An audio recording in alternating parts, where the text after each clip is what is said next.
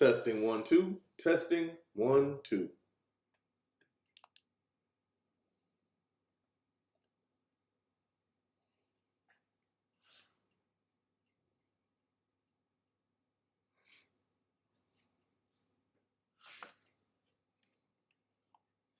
Testing 1 2. Testing 1 2. All right, great. All right, everybody, Supreme Decisions, and I'm back with another one for you tonight.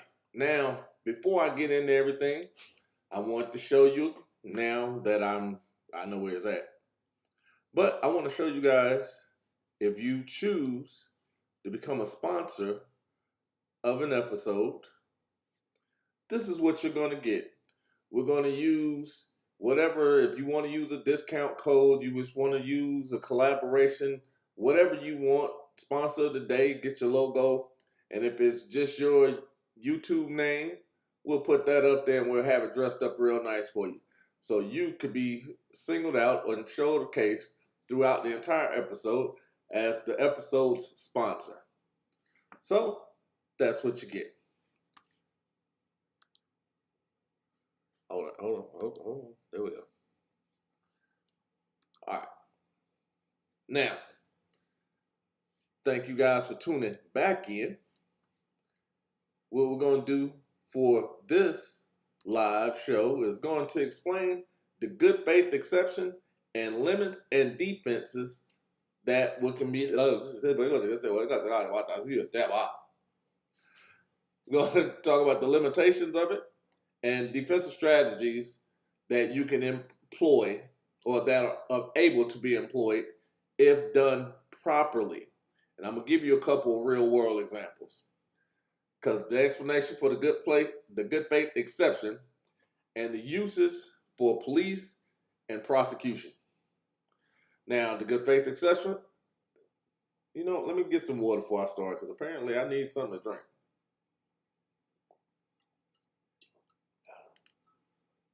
All right, that should be good. Rub hands like Birdman. All right, here we go. The good faith exception is a doctrine in the United States constitutional criminal procedure that limits the application of the exclusionary rule, the rule that evidence obtained in violation of the Fourth Amendment is usually inadmissible in court. Now, why do you use the caveat of usually? Well, there are times that evidence that should be suppressed or is suppressed is brought back into court, and it's done through the good faith exception when prosecutors are executing this. And the reason why I also set it aside, just like I did with the public safety exception that police officers sometimes use to get criminal charges applied to someone, there are caveats to it that are allowed even if they are not doing it properly. Now, they are small, but if they're not challenged properly or not written properly, they can get backdoored into the case. Now, I'm going to give you a couple of those, and we can go ahead and start running through it. Now, the core idea: if police officers act with an objectively reasonable belief that they are following the law, even if later it turns out they weren't, the evidence they obtain may still be admissible. Now, I love these words because words, just because you use them differently, does not change the meaning of them in law. We're still using the context of words from 1890. Let that sink in, because we've got all these ebonics and all this the abbreviations that we're using as language, and people still can't spell. But we're using the context of something from 1890 that's in law today, in 2025. Literally almost 200 years ago, we're still using the same language, which is why we're going back to the words of could, possibly, and maybe. So you're going to hear those possibilities. Now, the reason is that the exclusionary rule exists to deter deliberate or reckless misconduct, not to punish officers who made honest mistakes while trying to comply with the law. Here's that gray area. Give you one of those where there was a police officer. I think I gave him this story maybe once or twice before. He was the one who actually arrested me during my RICO. He pretty much did everything by the book, as by the book as he could be. Right? And the great part about it was he was a good dude. I actually had an opportunity to sit down and talk with him for probably about 3 hours. And in the midst of that, he explained to me that he never saw a warrant. He was told by a superior officer to go to a specific place at a specific time and execute a warrant.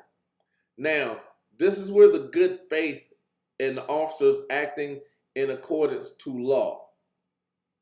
He went and executed the warrant. The warrant itself was found to be deficient. Now, because he did everything he could, literally, he even went and verified it. He didn't just trust his chain of command. He went and verified the warrant prior to executing it, which he's supposed to do. Most people will just go out and execute it. Because he did that, he was covering his ass. He didn't even realize it because he was just following procedure. Now, what happens is they ended up getting sued because, again, the warrant was deficient.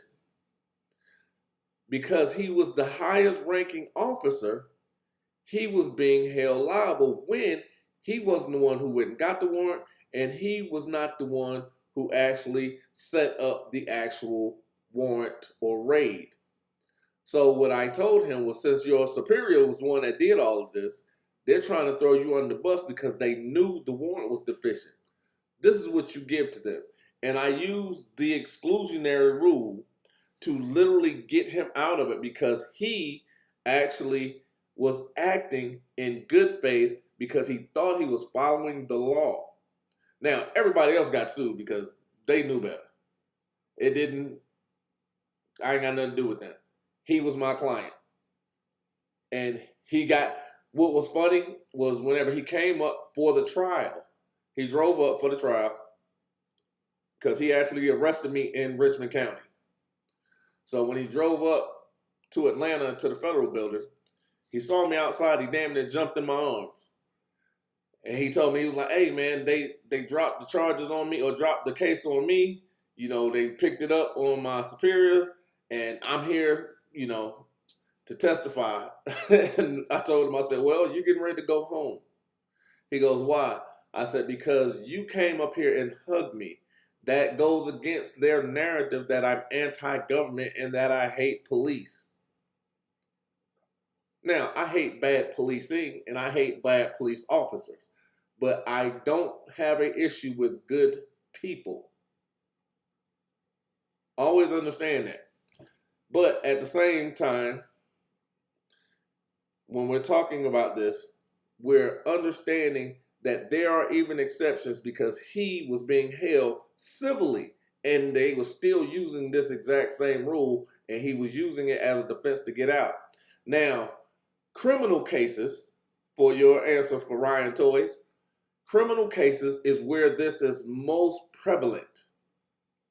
Always understand that this strategy can be employed in civil matters, but it is most prevalent in criminal cases because the warrants are where most of this starts at. Now, the core idea, again, police officers act with an objectively reasonable belief that they are following law, which he was. Even if later it turns out that they weren't, which happened to be the case in that matter. The evidence they obtained still may be admissible. Now, what they obtained was a lawsuit. But even in the cases that they attempted this with Breonna Taylor, I'm going to go back to that because keep that in mind. They used this in Breonna Taylor. Now, the reasoning is that they were not acting in a deliberate manner. But again, listen, because I got a defense for that, because I want you to keep that in mind. Now, key uses for the police. One is the reliance on a warrant. If an officer conducts a search under a warrant issued by a judge, but the warrant is later found to be defective, i.e., lacking probable cause, overly broad, because remember, they have to be specific. Now, the evidence may still be allowed if the officer reasonably believed the warrant was sufficient. Now, the example is United States v. Leon, 1984. The Supreme Court established that good faith exception in this context. United States v. Leon, 1984, Leon. Now, the reason why I gave you that, because it gives you the guidelines for the good faith exception. Why do I keep doing this? Because I actually did this one probably literally 7 years ago. Because back then, it was one of those things where I was laying the groundwork for today. But again, understand, reliance on a warrant. I just want that one because I said this is the most common place for that the good faith exception is employed. Now, the reliance on statutes and case law. This is where 90% of officers fall apart. Because if officers rely on law or case precedents that is later declared unconstitutional, their actions may still be covered by the good faith exception. Now, the case that you will refer to on that will be Illinois v. Cruel, 1987. However, 90% of officers don't know the basics of law, such as Terry v. Ohio. Why? Because Terry v. Ohio has multiple steps to it. They just know, well, this is not a Terry stop. Okay, cool. But did you know if you give me instructions absent a crime, that is a show of authority stop, which is covered by Terry v. Ohio and a violation of your oath. Did you also know that you cannot use a hunch because it's in Terry v. Ohio? Using a hunch is a miscarriage of law. And if that is done, everything is violated and the due process of that individual is now in jeopardy. So the case itself is now thrown out, or should be. But again, these are the baselines of this. So this is not really one of those that you'll know, because most 99% of officers, because they're going to training for 6 weeks and none of it, if any, has to do with law. And they don't know the basics of Terry v. Ohio. Now, which is the one they quote all the time. And now the new one. Well, Pennsylvania v. Mims said, I can ask you out the car. And they forget the if. If they can articulate an ongoing threat to their safety. Pennsylvania v. Mims, and I forgot the other one, Maryland v. Wilson. Yes, you can ask to get out the car if you can articulate an ongoing threat to your safety. Now, if the driver's asked to get out the car, there's a good chance that the passenger is going to be asked as well, Maryland v. Wilson.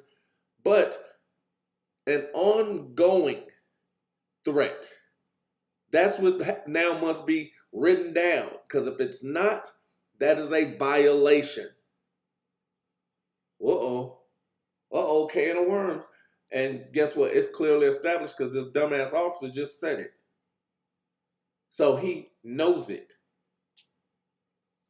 You cannot argue with yourself, because if you go and quote law and you don't know it, not only are you showing incompetence, which means they're losing qualified immunity, but then you can use that exact same example against them and finish the statement.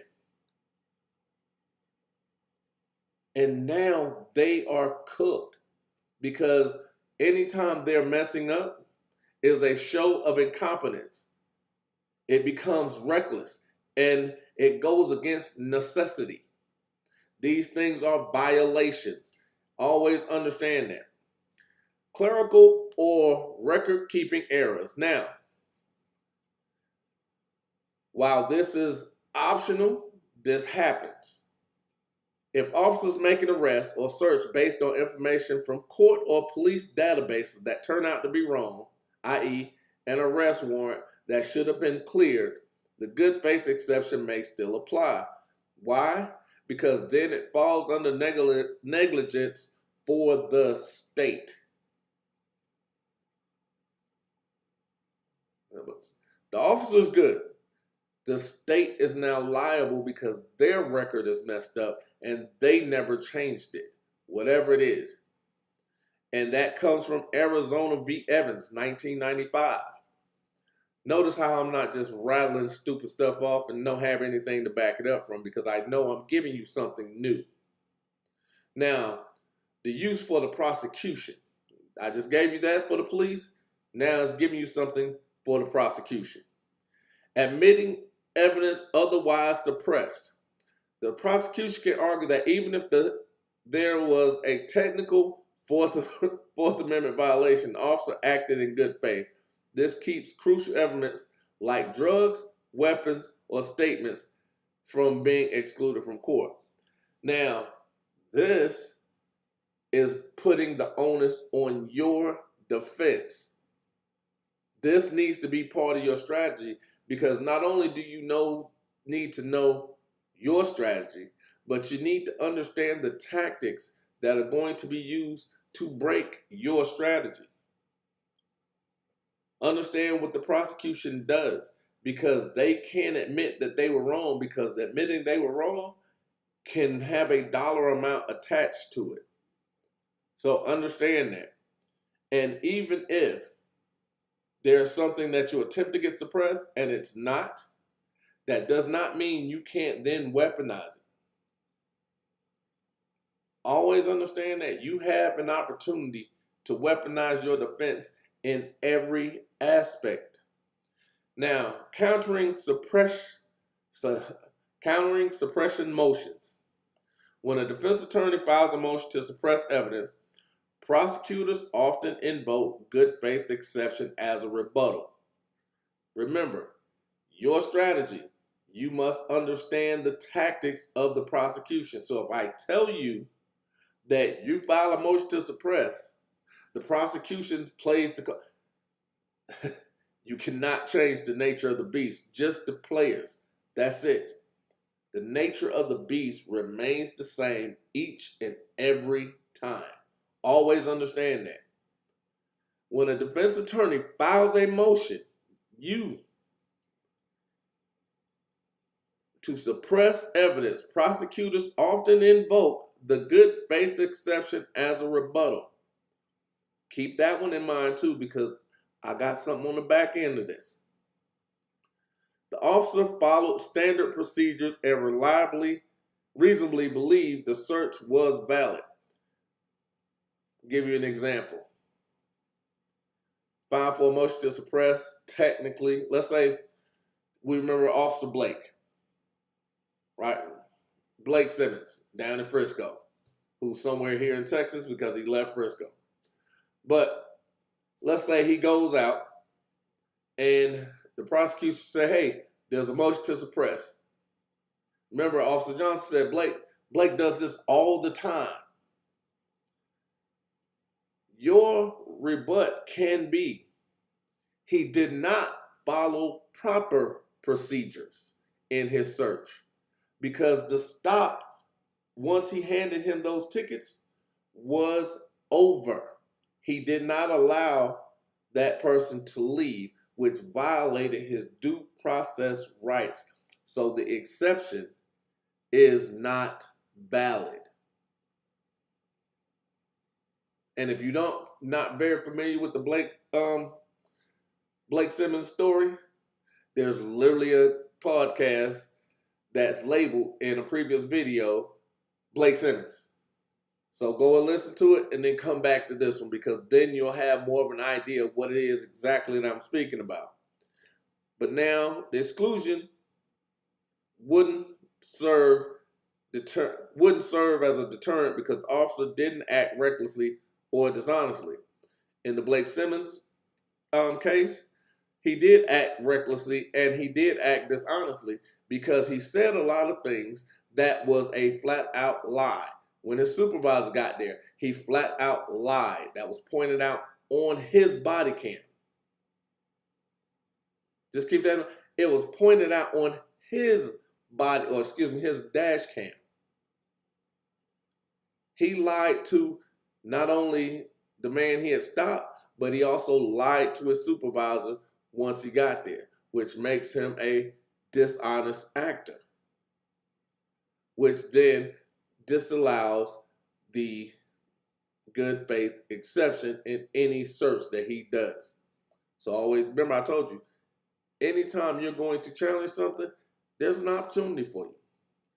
So, but again, if you watch the video that I put out also, where I said how not to hire me to help you or guide you, and I put up the reasons why most people are not getting things done the way they want it done, it's because it's not well, I think it was either number one or number two. It's not written properly. Why? Because they're not using the language of the court, the language that has been here for over almost 200 years. They're not using that. They're trying to speak to the court in language that is layman and not in the language of the court.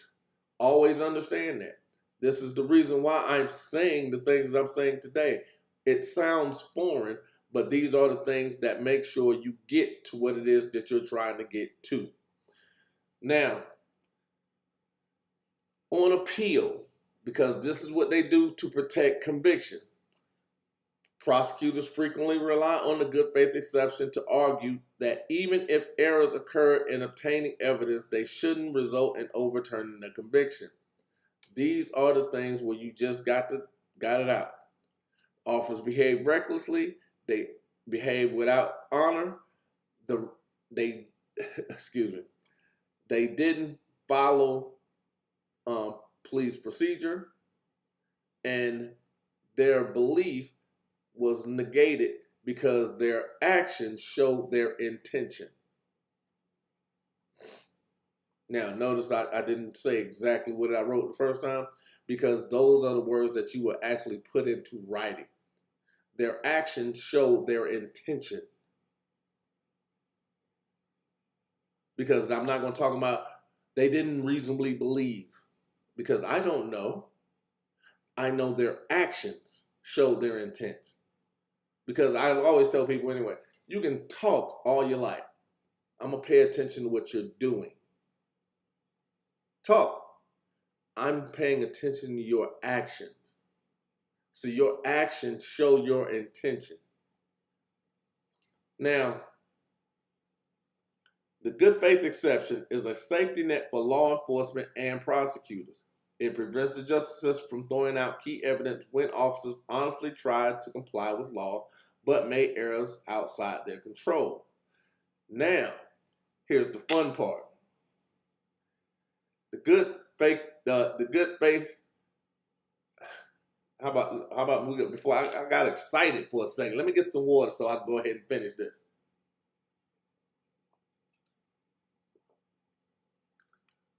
Boss. Anyway, the good faith exception is not unlimited. Keep that in mind. It is not unlimited. And knowing its boundaries can give a criminal defendant important defensive strategies. The limitations on the good faith exception. The courts have constantly said that the good faith exception does not apply if police conduct is reckless, dishonest, and grossly negligent. Remember, I told you to think about Breonna Taylor. I just gave you the example of Blake Simmons. Reckless, dishonest, and grossly negligent. Their intention, their actions, along with what they did, period. Right? Misleading or false information to obtain a warrant. If an officer knowingly lies or recklessly omits information on a warrant affidavit, the good faith exception won't save the evidence. Why? Because this is called the Franks hearing. Frank v. Delaware, 1978. Evidence must be suppressed. Hold on, I think I ran past that one a little too fast. Evidence must be suppressed if the warrant was based on false statements made intentionally, their actions, or with reckless disregard for the truth. Now, why did I bring up Breonna Taylor on this wild nonsense about a warrant? Well, most people didn't pay attention to it because they tried to keep it on the low. But remember the young man who went up there? And here's the great part about this. All they had to do was just agree that they did not announce themselves. Why? They had a no-knock warrant, which does not require them to announce themselves.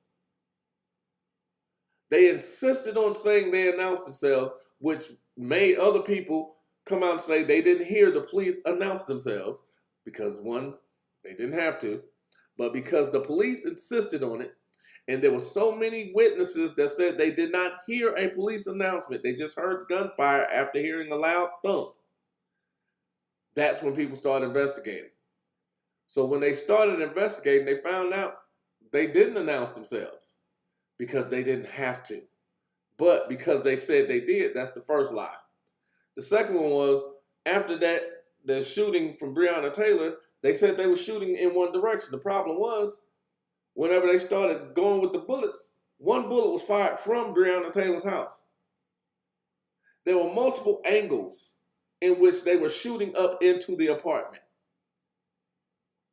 So, lie number two. So when they started sorting this out, they sent a young lady down that was also with this group of three. She didn't have an informant, which she said she did to get the warrant for them to go to Breonna Taylor's house. They knowingly lied, grossly negligent. They were dishonest. And then their behavior outside of that was outside the guidelines of police procedure, which means they were reckless. See how all that just came together? This is why all of them are not, you don't hear nothing about them. Why? Because they're all in federal prison right now. Yes, I said that. They're in federal prison. But they keep that quiet because they don't want you to know that police officers can be punished for the stupidness that they do. Because they want you to believe that their power is absolute, when in fact their power is minute, because they only have power when there's a crime, which is why, again, Terryville, Ohio, if they give you instructions absent a crime, it is a show of authority stop, which is a violation of law. Don't worry about it. I'm going to let you catch up to it because I've been showing you this for years. I've been telling you this for years. I just need you to either go check it out or trust what's going on, because I haven't deterred at all in 7 years. Now, the magistrate abandonment of the judicial role. If a judge acts as a rubber stamp without performing their neutral, detached duty, officers can't claim good faith. Now, what does that mean? Examples would be a warrant signed without review or with glaring errors. You wake a judge up on a Sunday and they just, I need a judge, so the judge just signs it. This was one of those things that happened in my case. The judge that signed off on the warrant actually retired once we inquired for it. Like, hold on, I need that. I need that judge. Who's the judge that signed this? We need to have a conversation. She retired.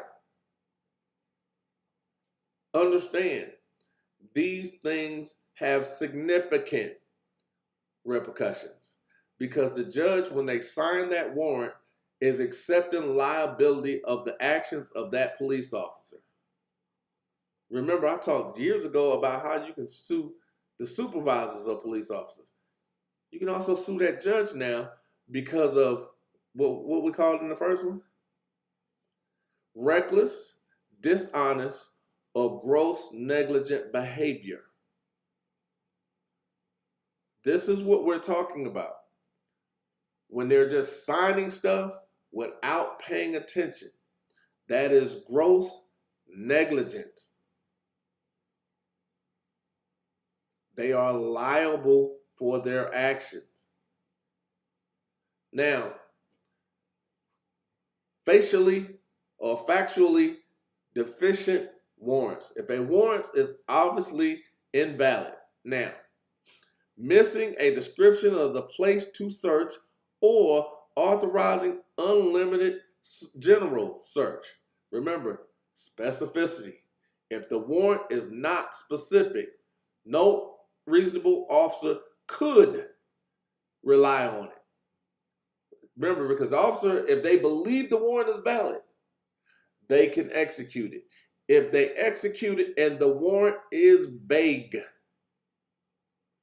they are not allowed the good faith exception because the warrant itself is deficient.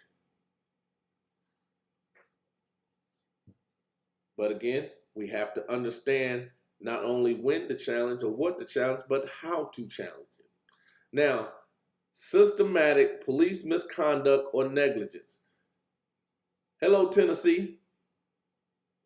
Hello, if police procedures are constantly sloppy, like arresting non-drunk drivers for DUI, non-intoxicated drivers for DUI, they're driving under the influence and they're blowing zeros. Their blood is showing zeros.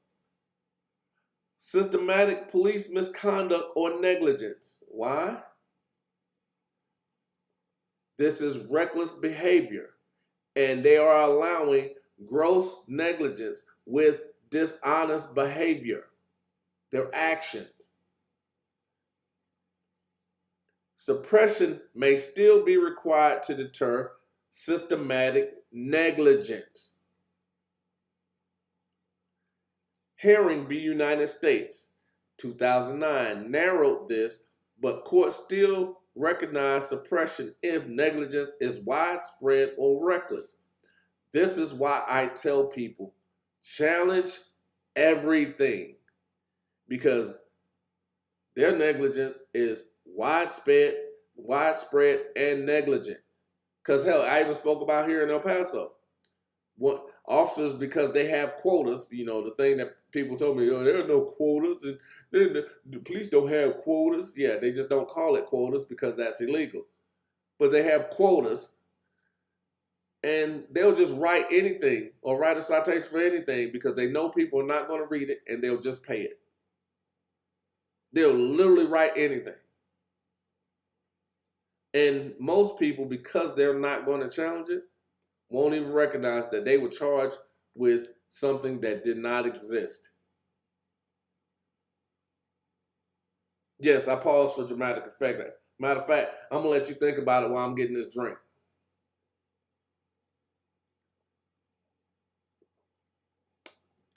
Now, unreasonable reliance on law or precedents. If the statute or precedent was clearly unconstitutional, officers can't hide behind good faith reliance. Why? Because ignorance is no excuse.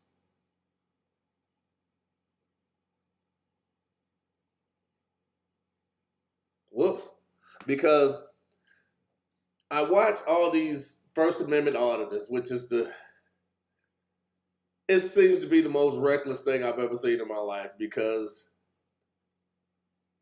when I look at these fools, not the auditors, but the police officers, I'll listen to what they say, because the greatest one I saw was yesterday. This officer says, you're not being detained. We're just putting you in handcuffs and putting you in the back of the truck while we finish having a conversation and searching your car. He goes, I don't consent to any search.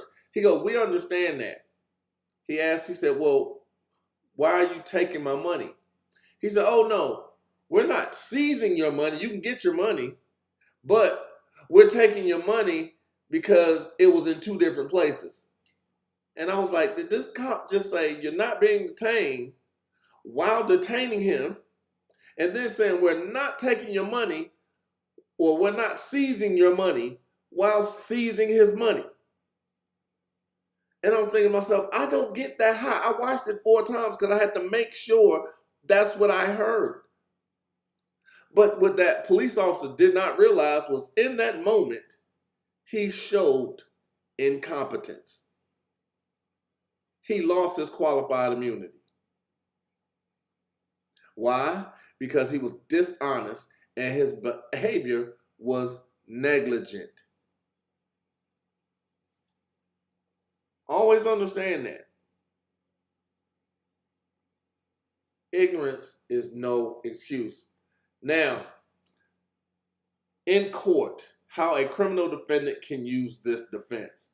When fighting evidence, a defendant or your attorney can argue the good faith exception does not apply by showing police misconduct or recklessness, argue the officer lied, omitted factual material facts, or acted dishonestly in getting the warrant. Those are the simple because they don't even understand that they can't do 90% of the stuff they do. Subpoena reports, affidavits, or cross-examine officers to show inconsistencies. I've actually said how you can get all this stuff several different times. Defective warrants, pointing out glaring problems in the warrant, wrong address, no probable cause, overly broad. These are the most common. Argue that no reasonable officer could think the warrant was valid. Why? Because of the wrong address. It was no probable cause. It was overly broad. It lacked specificity. So even in the academy, they're taught specificity, which is why they're given stock language. So judicial rubber stamping. Show the magistrate failed to properly review the application. Explain judge signed off in seconds or routinely approves every warrant without scrutiny. Big part. Systematic negligence. Argue that errors weren't just isolated mistakes, but part of the broader pattern of negligence that must be deterred. Tennessee. Hell, South Georgia, because their task force down there is pulling people over and flat out lying to write a citation. The challenge of reasonableness. The standard is objective reasonableness, not what the officer personally thought, but what a reasonable officer would have done. Listen to what they just said. Not what the officer thought. Oh, I smell marijuana. Because I'll give you an example of this. I was in a friend of mine's car. And he does not smoke, does not drink. And at the time, I hadn't had a drink since 2008. I hadn't smoked anything since 2008. So, again, let's say at the time. So when I get pulled over, I'm telling him, I'm not giving you my ID, right? I don't consent. So he's like, could you get out the car? I get out. So not a big deal. So, and I asked her, I said, what is it, that made you believe that there was a threat to your safety? He was like, well, I don't know if you're reaching around for that. Yeah, I don't know. I told him, I said, I don't know isn't an objective reason to bring me out the car for your safety. I said, but go ahead. He's like, and plus we smell marijuana. I couldn't stop laughing. He goes, what's so funny? When was the last time you smoked in the car? I said, 2008. He goes, huh? I said, exactly. I said, you sat here and just flat out lied because you're making up something. I said, no, I'm not giving you anything now because you are a liar. I said, I haven't smoked or drank since 2008, and this car is a 2022. I said, so yeah, go ahead. I said, go ahead and use that, please. And I said, make a note that you said you smelled marijuana in that vehicle. He politely goes over to the car because, keep in mind, I never gave him my ID. He went and got in the car and drove off. I politely subpoenaed the information, or Freedom of Information Act request, for his vehicle because I wanted his name, and I had a conversation with a young man named Campo. Now, those that here in El Paso understand who I just spoke about, because Campo was the head of POST, the Police Officer Standards and Training commander. He was the one who made all the decisions. Once I got that information, I took it straight to him. And I informed him, because he did not make a report of that stop. But because I went and got the GPS information, yeah, dude, you stopped me. So now he has to explain why he did not have a record of that stop and why he said the things he said, because guess what Post gets to do? They get to review those dash cams. And in Texas, your body camera comes on 30 seconds prior to. Now, which means it's always on. There's an activation switch whenever you do it, because you can manually hit it, but it's always on. Most officers don't even know that. Now you do. But whenever I did that, I don't know what happened to the young man. I just never saw him again. But I also wasn't stopped by an idiot after that either. So just to give you an idea, when they're doing something, just because an officer says they smell something or they think something, could possibly might believe, it doesn't make it true and it doesn't make it effective, because you have a defense against it and you can hold them liable for it, because no reasonable officer would think that if it was lawful, right? So now, what you can always do, you can always open up a Franks hearing. You can always do other things to argue that the exclusionary rule does not apply because the officer did not act with good faith. I also use the fact that even in their reports, they're not working with clean hands. These are legal terms. You know, I'm not using any of that other BS that most people think is trying to make you sound intelligent. No, I'm using the language of the court whenever I'm speaking about this. And this is how you win. Because when you contact me, I'm going to give you a strategy. I might be an asshole while we're doing it, but understand my job is to win and get you to where you're saying you want to go. So thank you guys for tuning in. I'm probably going to hit it at least one more time tonight. And then let's keep going. Let's keep growing. And I will see you guys. Yeah, let's call it about 45 minutes. And I'm out.